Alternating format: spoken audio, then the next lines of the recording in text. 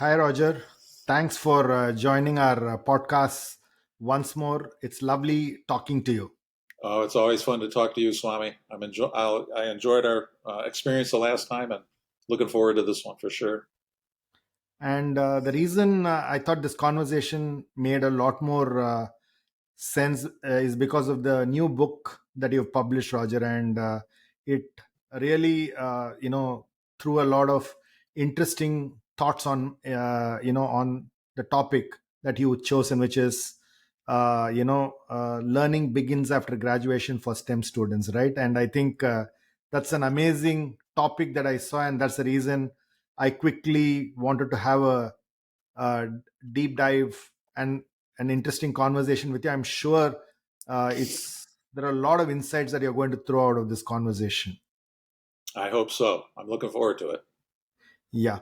So, Roger, when you thought about this topic, what was the reason you thought this was extremely important, and where do you think engineers really need to focus after the 4 years of graduation? And you really talk about the fifth year, right? So, therefore, talk to me about the fifth year. All right, I'd be happy to.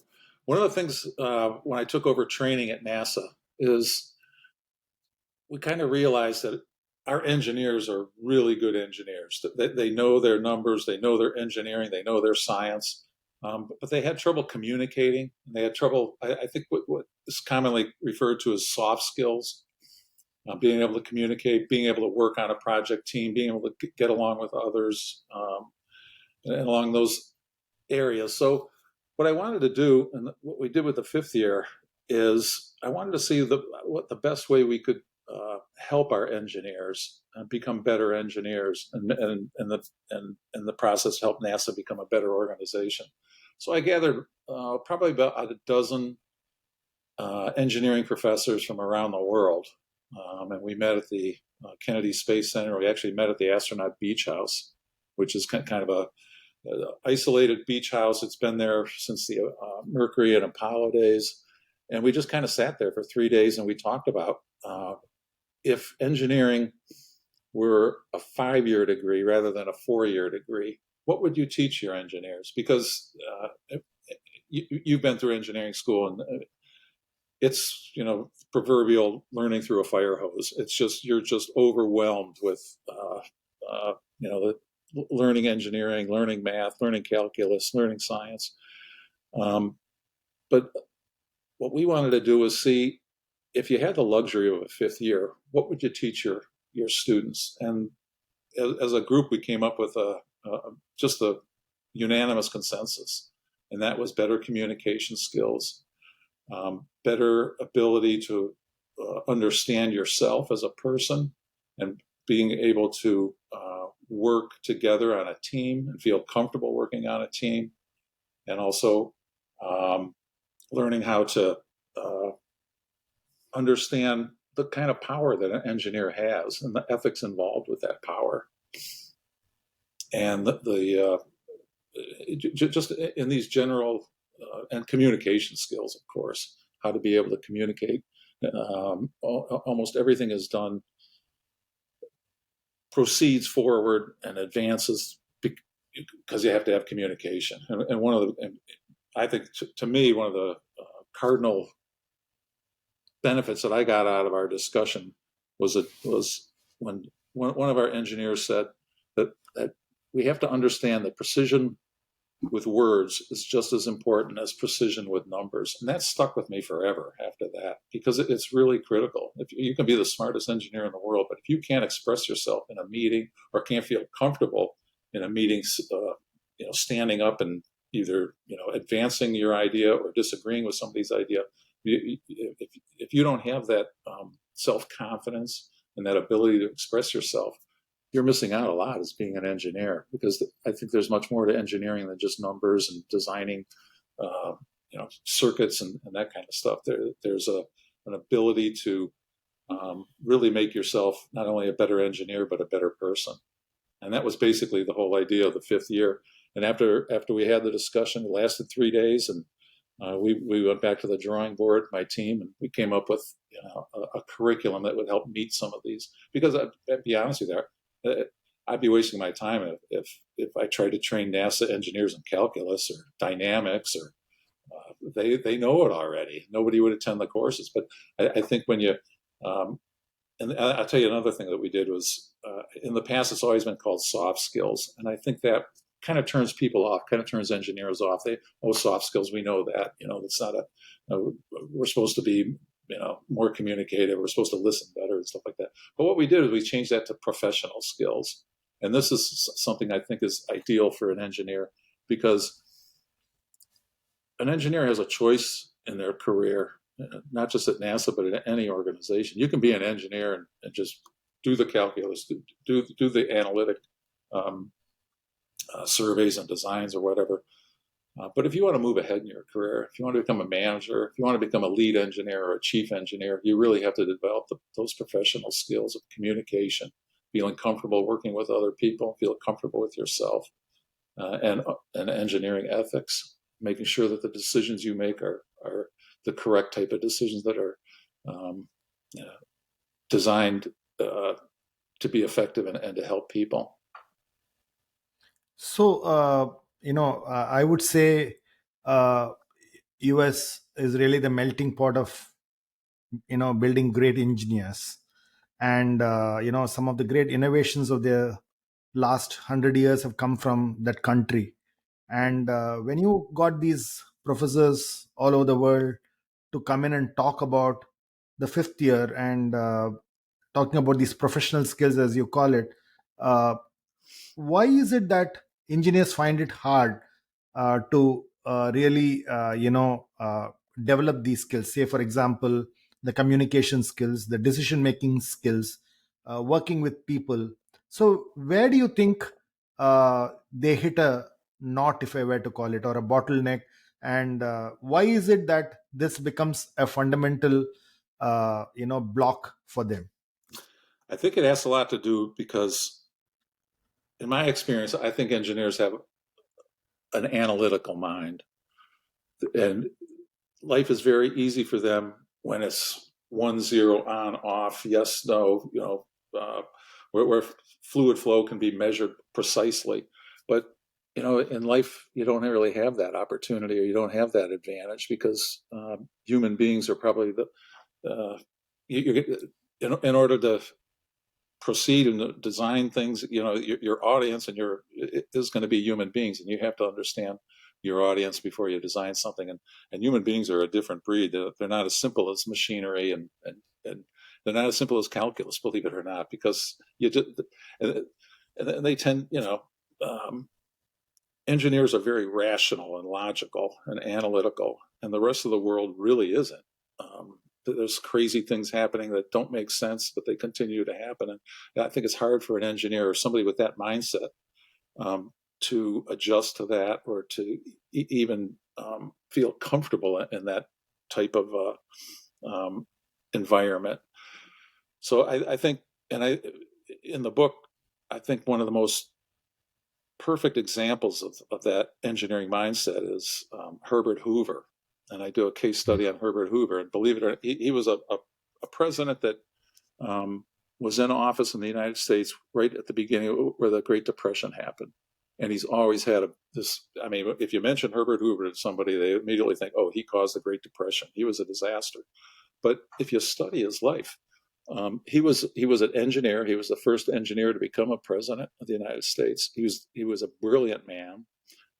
He was graduated from Stanford University. Went out and made a fortune. Retired at a young age in over in London. He was referred to in the mass media as the great engineer, because he was like Elon Musk of today. Mm. Everybody knew his name and everybody respected him.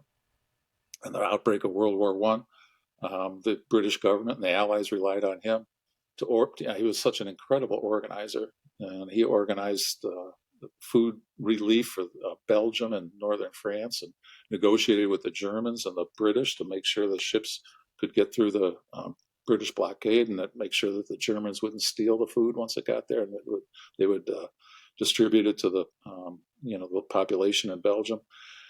He came back to the United States, became Secretary of Commerce, completely reorganized the government, made it much more efficient.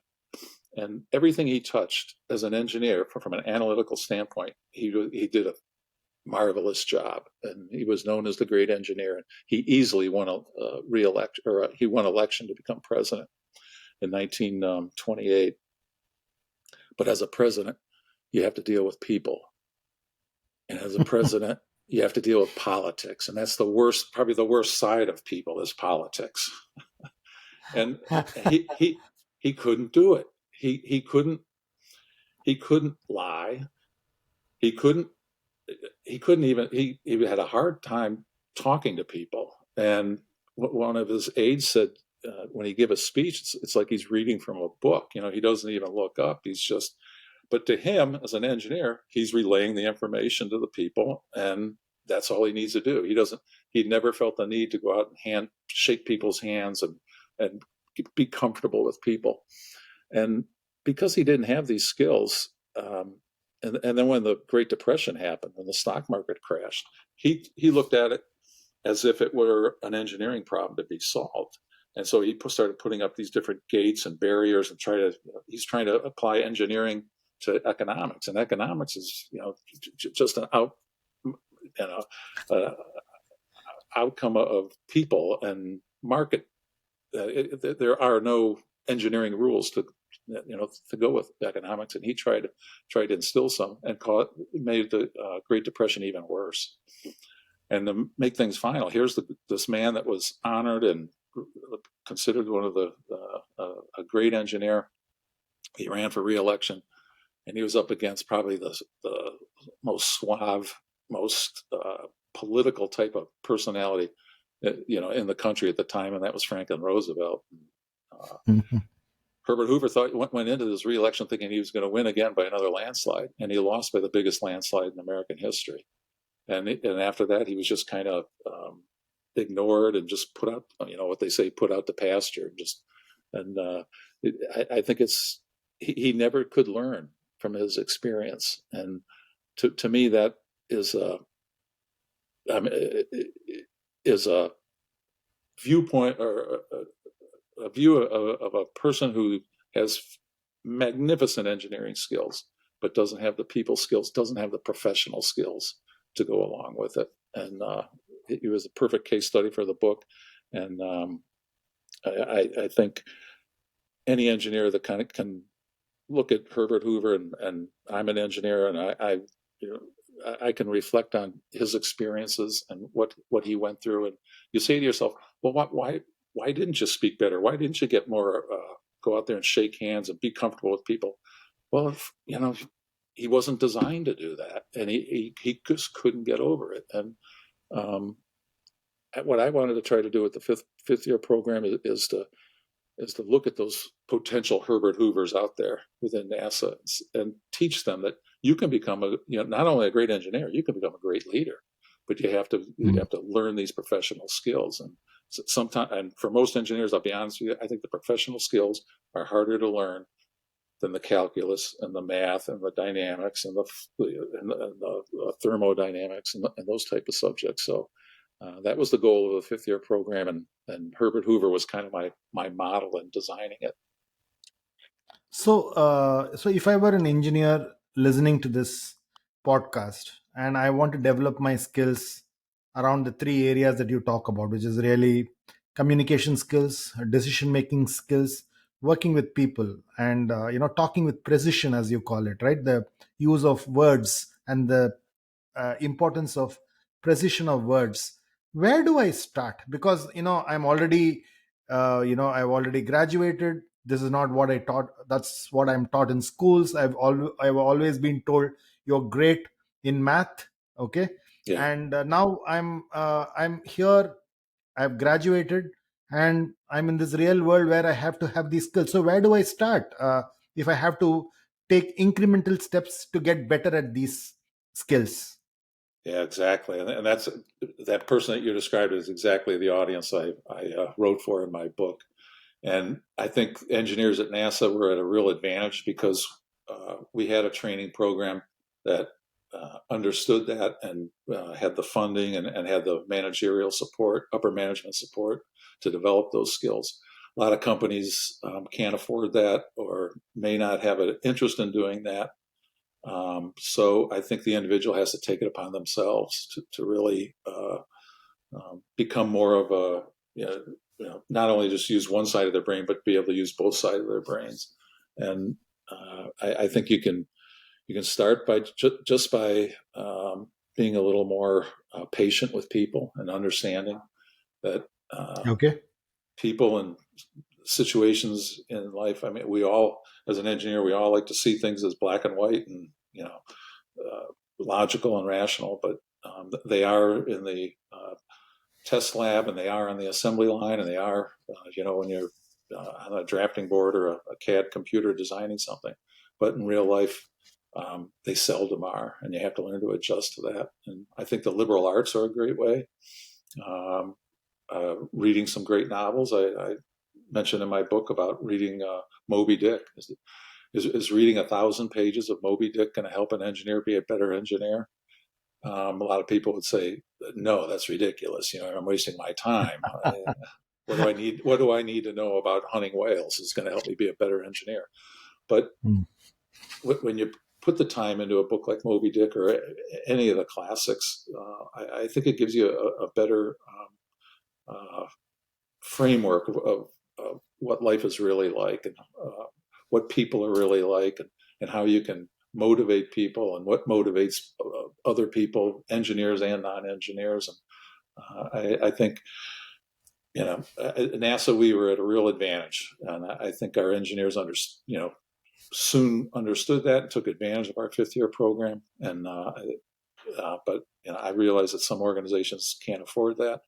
I think a starting point would be, my book, and I think I think you can go on from there. I think just uh, learning how to communicate is probably of all the professional skills. I think that for an engineer, that's probably one of the most important. And there's various clubs you can join where you learn how to speak and you learn how to, even present a lucid and interesting PowerPoint presentation. So there's groups Hmm. out there that you can, certainly learn from.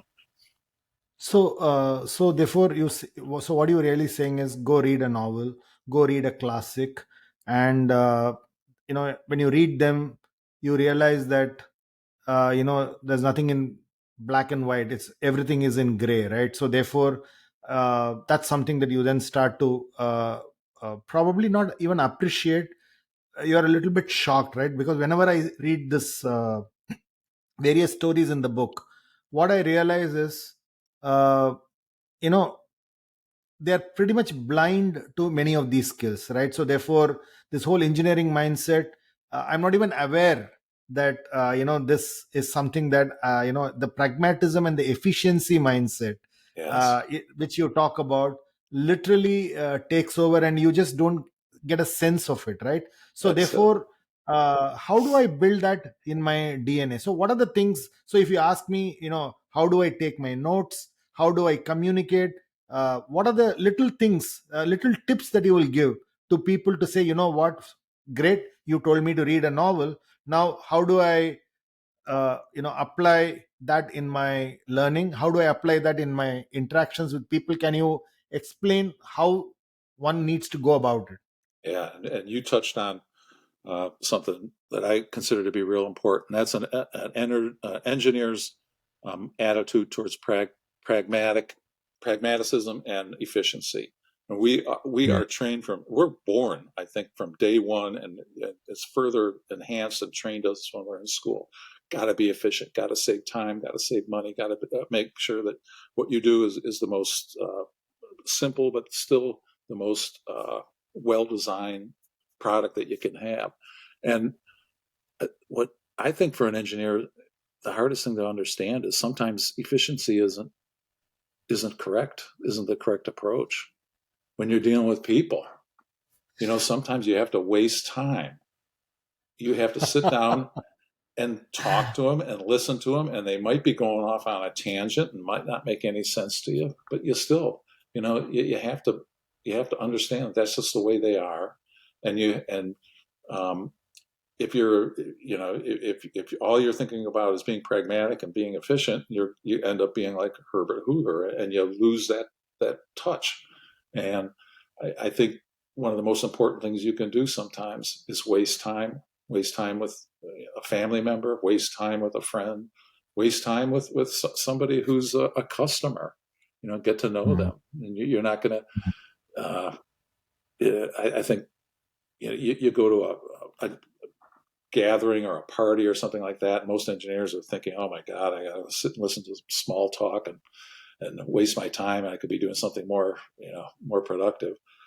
But I think the idea is that you get to learn other people's experiences in life, and particularly if you're an engineer and your audience and your customers, you have to understand your customers, and one of the best ways to do that is to believe it or not, waste time with them. So you literally are saying, when you waste time, you discover a lot of things, and you discover the, what you call as the non, you become far more sensitive to people, is what you are saying, right? Exactly. So you're saying develop the power of understanding the vulnerability of people. Is that something that you're talking about? That's absolutely it. And uh, I think one of the core things that an engineer in our fifth year program uh, had to understand was the communication is critical, and it could be just in emailing and texting. I mean, most of our communication now that way is done that way. I'll give you an example. I worked for the NASA chief engineer. From a technical standpoint, he was probably held the most responsibility in the entire agency. So you're talking, space probes and rockets and airplanes and everything he was involved in. And I could send him an email at 2 o'clock in the afternoon on a Saturday because something came into my brain, and I just sitting there and I thought, well, yeah, I'm going to share this.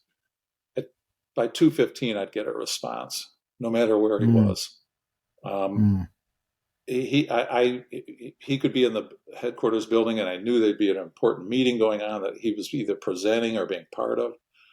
I could send him an email or a text, and again, he'd take time out to respond to me, and I really felt uh, that I was part of the team that way, and he made me feel mm, part of the team. He made me feel important. But I can tell you, as far as communication goes, and of course you have to learn how to write well and grammar, but there's also that timing aspect of it. I can send somebody an email. Maybe it might be a contractor that's working for me, or a coworker, and I don't get a response for 2 days. Or I send mm. a text out and I don't get a response. And I'm trying to think, well, did I say something wrong in that email? Did I upset that person? Did I, and there's a aspect of communication when a person doesn't respond. And I think a lot of young people, especially with text messaging, they they'll read a text message and maybe they think, well, I'll get back to it later, and they never do, or they never respond. But the person on the other end has this feeling like, well, either what I said wasn't important to you, or I'm not important to you, or you disagree with me, or you're angry at me. So there's like an underlying subtle way of communication that goes beyond the grammar and the being able to write well. That I think engineers and I think anybody has to understand that aspect of communication. That's critical. Um, just, yeah, you have to understand the feelings behind somebody that's reaching out to you and taking a chance and asking you a question, or and if you show up in their cubicle or their office 2 days later and say, oh yeah, sorry, yeah, that was a good email, thanks. Well, that doesn't cover it. So I think you have to be have that kind of professional skill. And I always admired the chief engineer for always being available. I don't care what time of day or night it was. It made me feel important. He may respond to me that he disagreed with something, but I got a response. So what you're really saying is it's just not how you present your ideas. It's also about the timing. It's also about how you express that empathy for the Empathy. person on the other side. These are very, very important, and therefore necessarily that's something that you have to have a sense of, rather than just treat it like a flow chart and as an equation or as a formula, right? That's what you are saying. That's exactly it. And you can get that kind of empathy when you understand people. And when you read Moby Dick, or you read some of the classics, or you go out and waste time with people, then you become you have a better ability to be able to communicate. So you also make a very interesting point, Roger, that you know in the real world, in at work, it's the extroverts who really win most of the time, and engineers by nature are introverts, and it's important that they become ambiverts, right? Yes. So that's a very interesting thing that you talk about. So therefore, if I'm an engineer and I'm able to relate to what you're saying. So, as an ambivert, what are the things that I should be doing to transform myself from an introvert? I may not become an extrovert, for all you might know, but if I want to become an ambivert, what are the 5, 6 things that I should be doing to start getting a little better being an ambivert? Well, I think the first thing is understand that being an introvert, there's nothing wrong with being an introvert. There's a difference between introversion and shyness, and psychological shyness, where you're afraid of people, or where you're.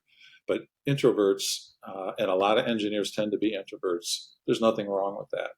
But it is a skill, or it is a state of mind that you have to be able to deal with and understand. And once you understand yourself as an introvert and understand that, hey, that's just the way I am. I think that's the first step in becoming an ambivert. And being an ambivert, you're never going to really become an extrovert, because you never Yeah, feel comfortable like that. And the introverts, if you're on a project team, an introvert is, I think, some of the best people you can have on a project team, because they think before they talk. If they don't say anything, a lot of times the extrovert thinks, well, this person's not paying attention, this person's not participating, or something like that. But you have to realize that person's thinking it all out before they talk, because they want to make sure that they make sense. They want to make sure that they contribute. So if you have an introvert, you know that you have somebody on your project team, or you have several people on your project team that are introverts. You know that the data you get from them, it's going to be well thought out, and it's going to be thorough, and they're going to understand the problem or the issue that's facing them before they talk. And just like there's nothing wrong with the introvert, there's nothing wrong with the extrovert. But an introvert has to understand that extroverts are wired completely differently.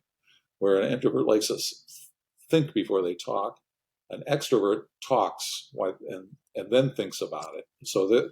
And So while they're thinking, they're talking, and for an introvert, that's like driving you crazy, because you need the silence. You don't want to be a quiet area where you can think about things. And meanwhile, the extrovert next to you is talking what almost seems like nonsense to you, because they're trying to organize their thoughts vocally before they actually think about it. So you have to learn to deal with each other, and I think that was one of the most important. We had a course at NASA, designed specifically for introverts, and we welcomed extroverts to the course too.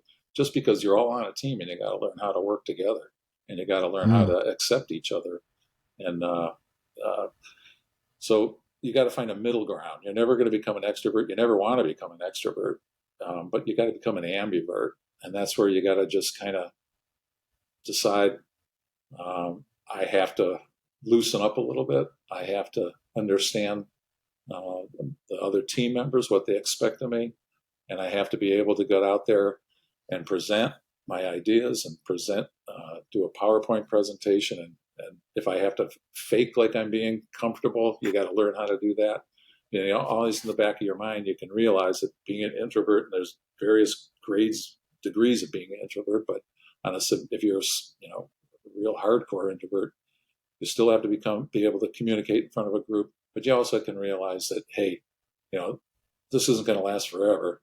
I can get up and talk to people for an hour or two, get through this discussion, and I'll have my quiet time. I can go back and recharge my batteries afterwards. But you'll always have that opportunity to kind of recharge, regather your thoughts, and go back into your real self. But you have to be able to step out of your introvert shoes and get what we call be an ambivert.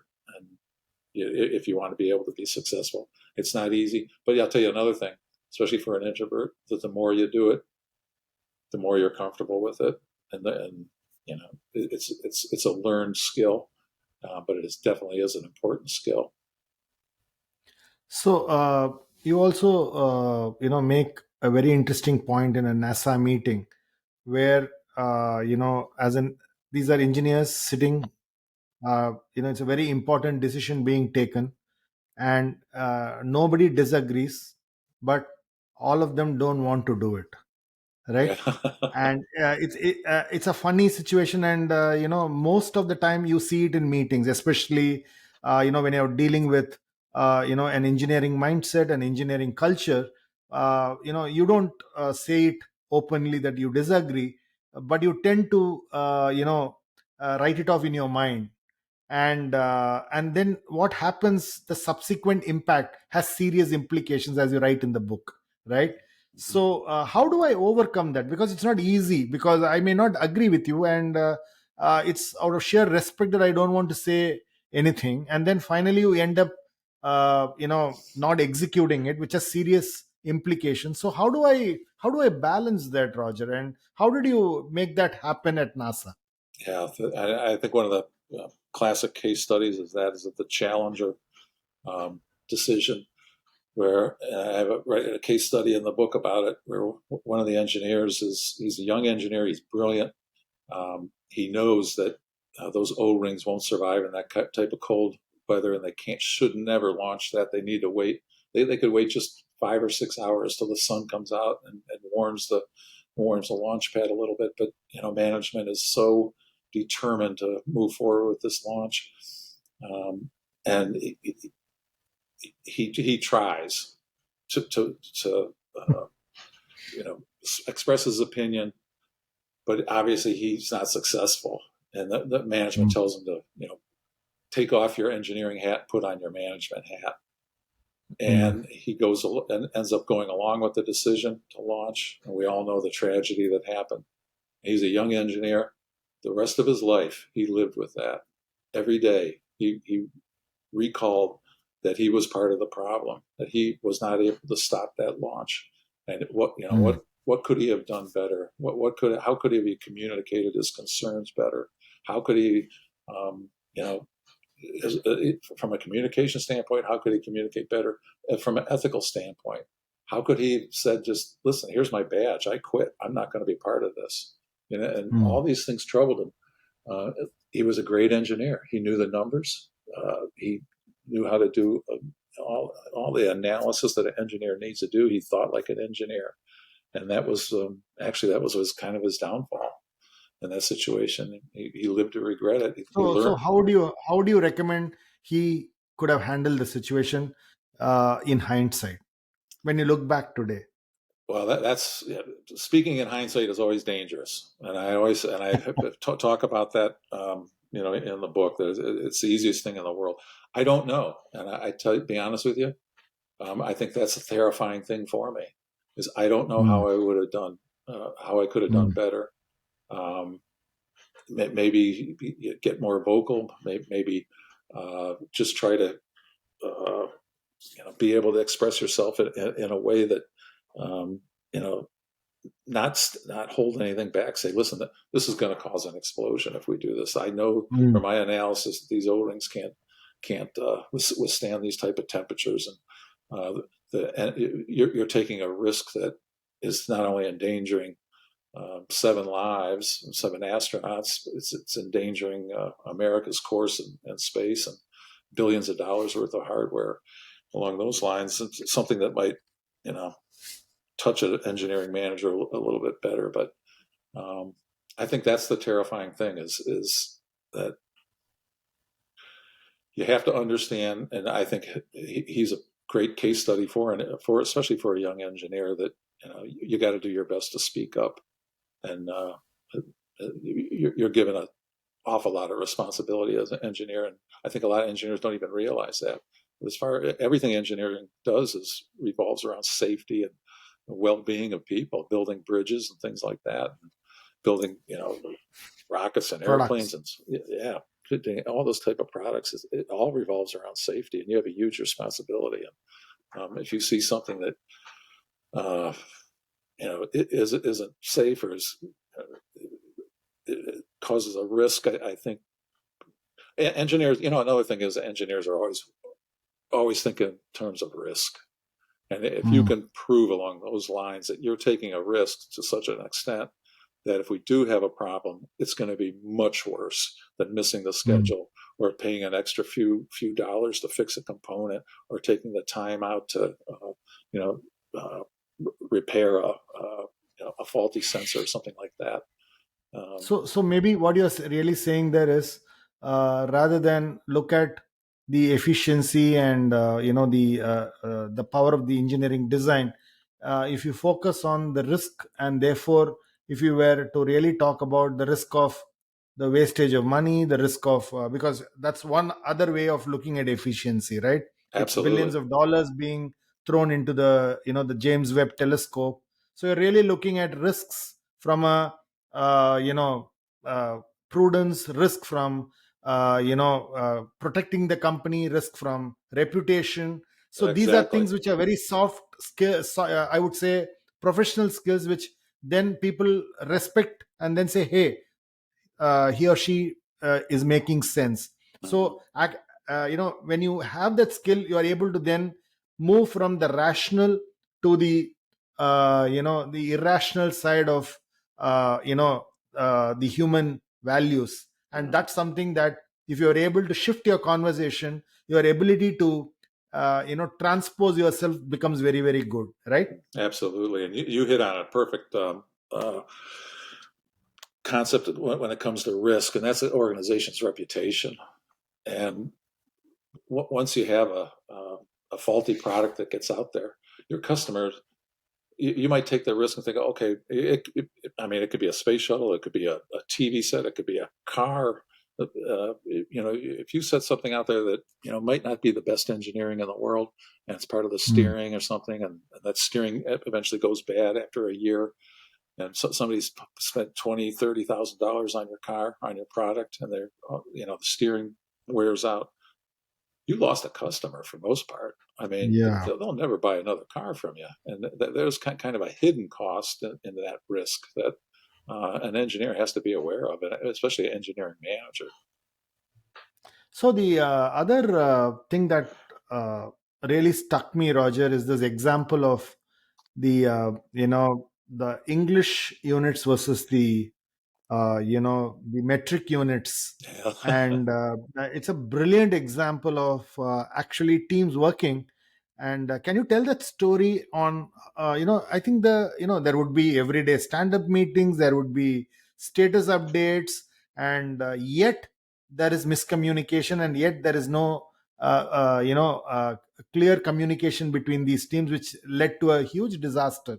Yeah. So how come how do you really stop such I would say miscommunication, or lack of understanding of what one team is doing versus what the other team is doing? So talk to us about that story, its implications and the learnings. Yeah, that was the Mars probes back in the 1990s. That's when NASA decided that they were going to start moving towards exploring Mars, and spent a lot of money and a lot of engineering on. And nobody in the past has ever been able to really routinely land something on the planet Mars. It's very difficult to do. And they came up with these probes, and they had teams working across the country.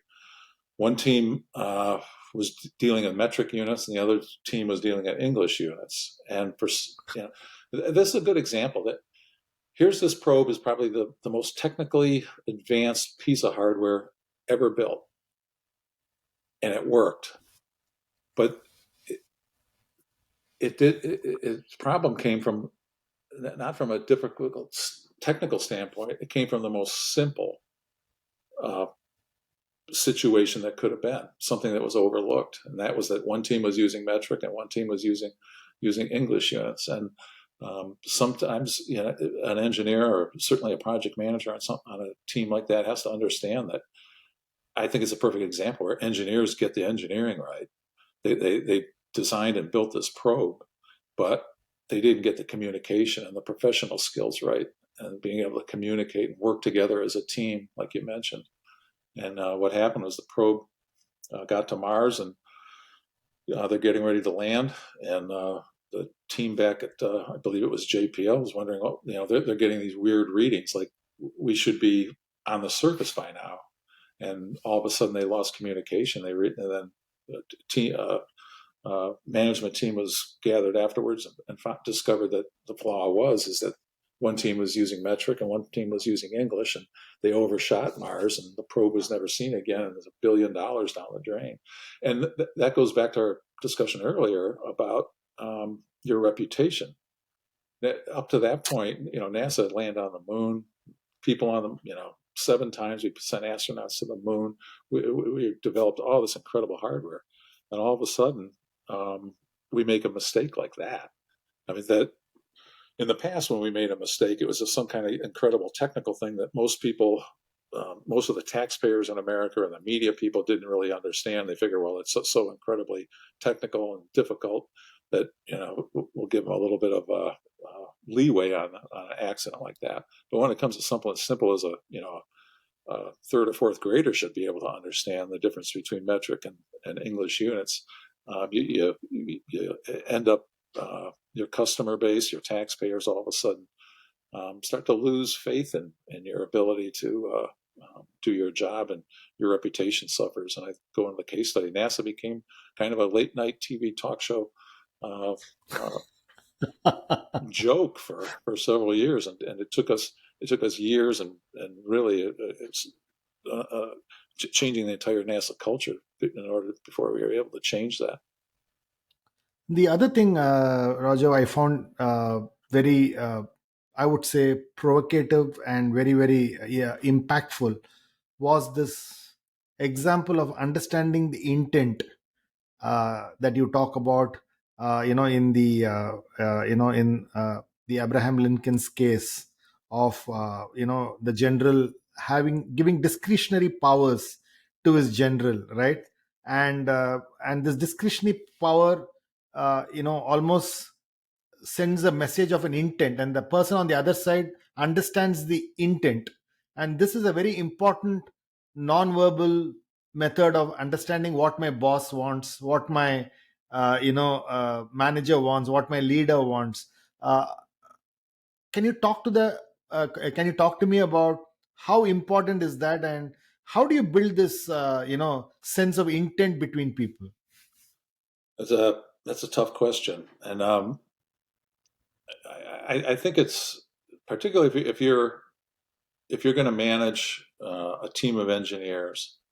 I think it's important that you're an engineer yourself, because you have not only from the technical standpoint, so you can understand the data that they're giving you, but I think you have to also understand people, and that's the whole basis of why I wrote the book. And that people, even engineers, sometimes um, aren't completely rational.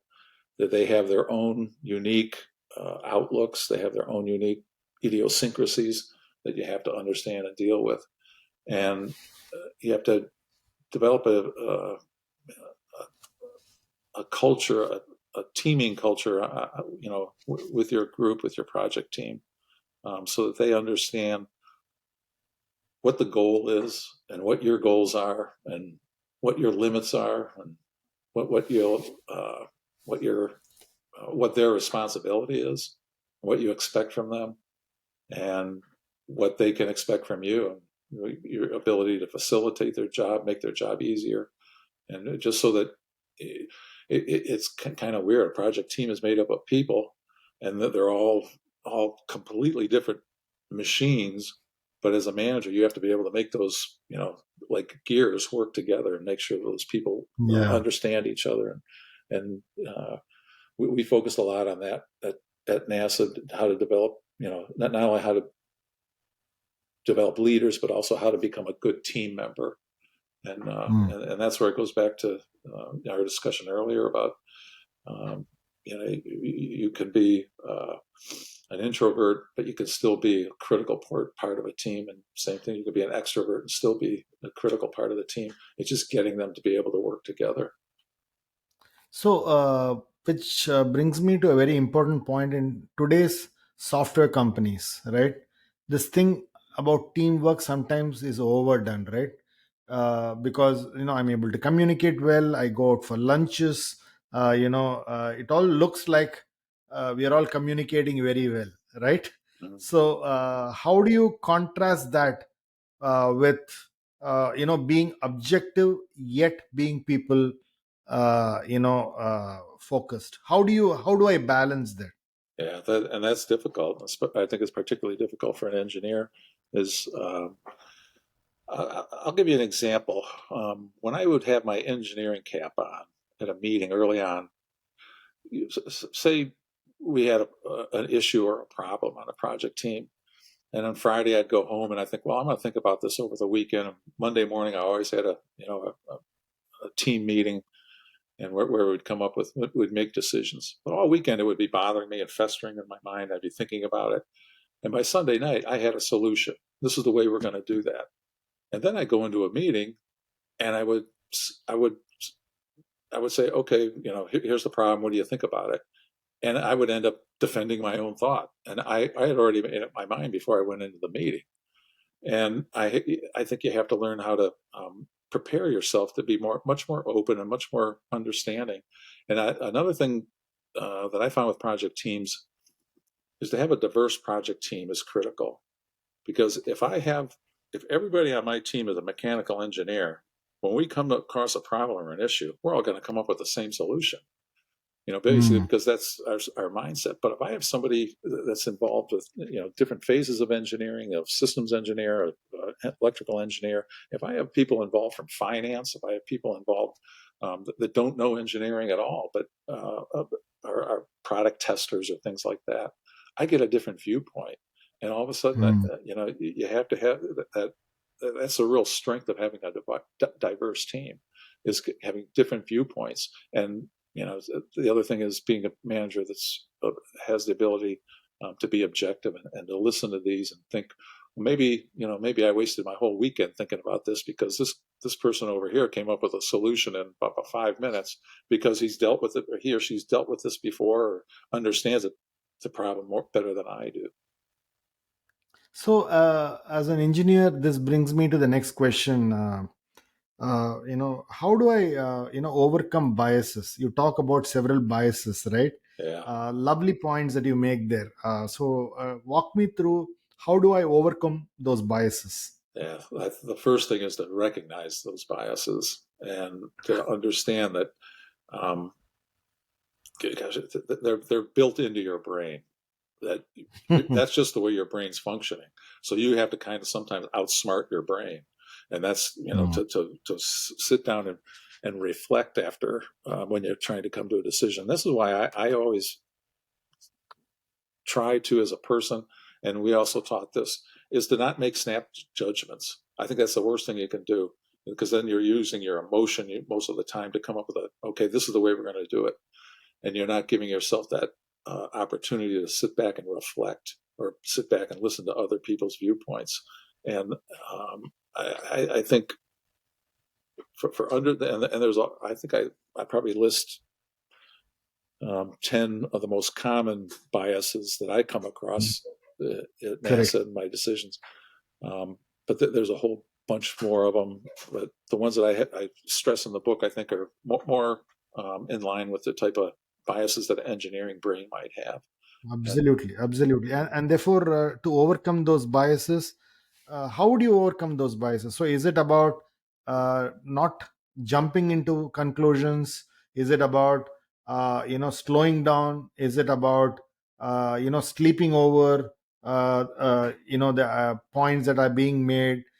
Sometimes it is also about, uh, because you have a certain judgment about a person, you have a bias, right? So therefore some of these Exactly. things come into play, and therefore uh, so the ability to move from objectivity to I would say subjectivity to being neutral is a very important shift in your brain that you need to keep doing if you really are wanting that fifth year, I would say, uh, graduation that you were talking about, right? So I think that is that not very, very important if you really want to be somebody as a leader, somebody as a great engineering leader? Is that not important? And is that something that I should practice and build as an engineer? Yeah. Would you recommend that? Oh, yeah. And I think what you're getting at is critical thinking skills and Yeah. having that ability to look beyond the obvious. And I think in the book, I give a couple of case studies about that where um, you have to look at the entire system, when you're dealing with a problem. And I think critical thinking skills give you that ability, and they're not easy. And I think Mm. one of the benefits that I had, my first degree was in liberal arts and in history. Mm. And as we mentioned, we've talked before, I got out of, I graduated and got out of school and couldn't get a decent job with a history degree, and I had to go all the way back and get an engineering degree. And I thought at the time, I just wasted 4 years on that history degree. But as I progressed through my career at NASA, I used my liberal arts degree and my history degree more than I used my engineering degree, because I was managing with, Mm. dealing with people. And history, I think, is a subject that gives you those critical thinking skills. You look at something like, how did World War One develop? And there's not one simple answer. There's a variety of different answers and underlying problems that may have been festering for years and years, decades, that just finally come to a head. And I think when you look at a problem, you have to understand that and look at those critical thinking skills.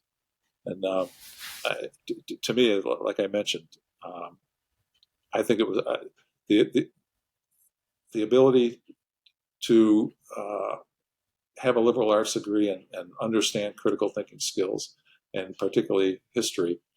And not only the history and liberal arts give me a good ability to do critical thinking skills, it also gave me a good ability to write and communicate.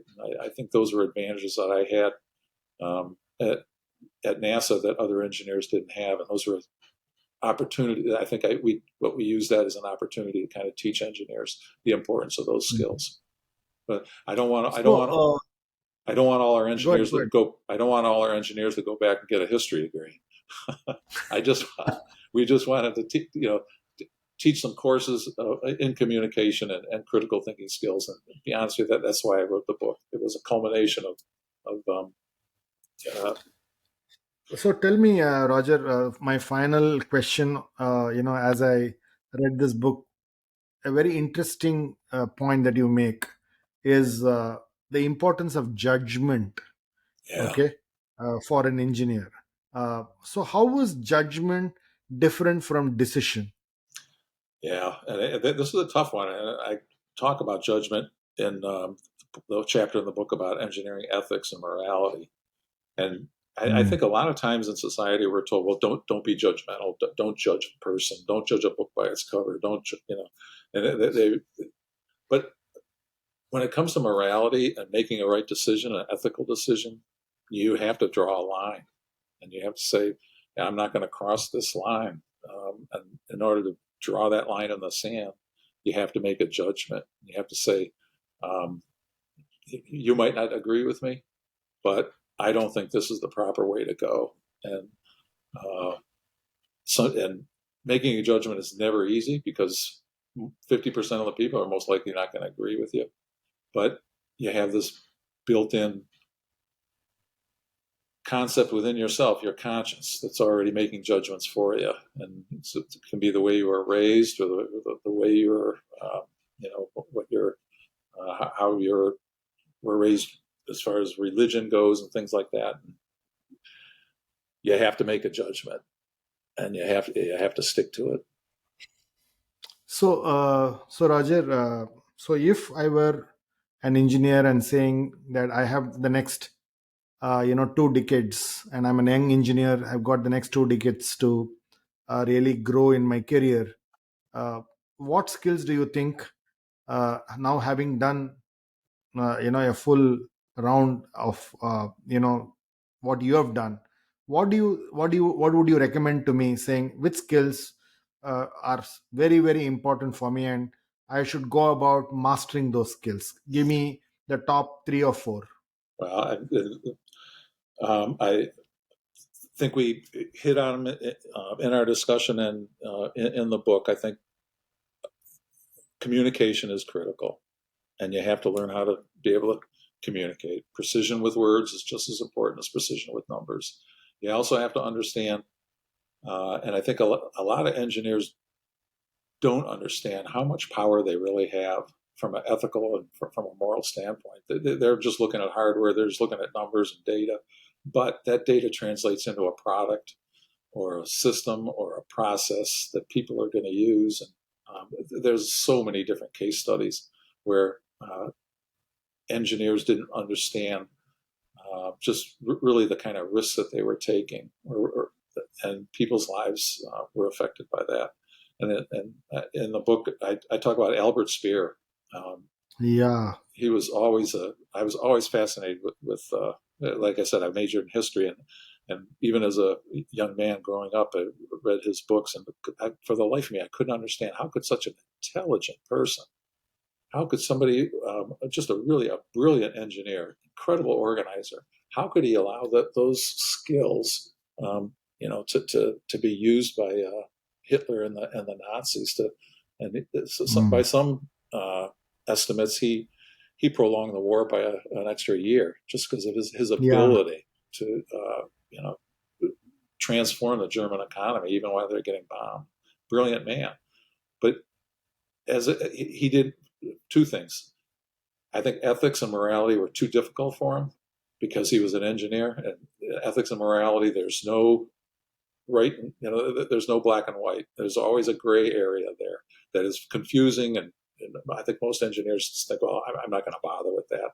And I think Albert Speer did that. And just it's not his concern, morality or ethics. He's an engineer. He loves doing engineering. That's what he's going to do, no matter if he has to make a Faustian commitment to the devil. He did that just to be an engineer. And that's certainly his example is on a grand scale, but it's every engineer designing the brake system for a car, or designing the wing of an airplane, or designing the electrical circuit for a television set. That you have that you're actually producing magic to most of the world, because most of the world doesn't understand when they turn their computer on, how this thing lights up and it can find my files from 3 years ago on a hard drive somewhere. It's all magic to them, but to an engineer, it's just a part of our daily life. And that, not with all knowledge comes power. And another example in the book has to do with Volkswagen and Dieselgate. Where Yeah. uh, engineers use their power to try to trick the regulators in this country on Mm. diesel emissions. And they're using their ability to write software in a way that was hurtful. Yeah. So therefore, what you're really saying is, learn the communication skills, learn precision with words, think of dealing with grace, uh, be ready to accept there is inefficiency when you manage people. Look at critical thinking skills, because there are no right answers for many of the complex problems that you'll be thrown at when you're at work. Mhm. So these are things that you start learning after graduation. And that's really what I think engineers need to be cognizant of, and then start applying and developing these skills. Would That's that summarize the essence of what you would like to see what engineers build in themselves, right? absolutely, Swami. You hit the nail right on the head. Thanks a lot, Roger, and it's lovely talking to you. And as always, uh, many of the points that you said uh, were not just points which needed to be noted down, but points that needed to be absorbed, uh, practiced, and you need to really reflect on it, and then start it must play in your daily behavior. I think that's really what I think uh, you talk about, and that's really how it appealed to me. Thanks a lot, and lovely talking to you. Thank you, Swami. It's always a pleasure talking to you. Good luck. Thanks.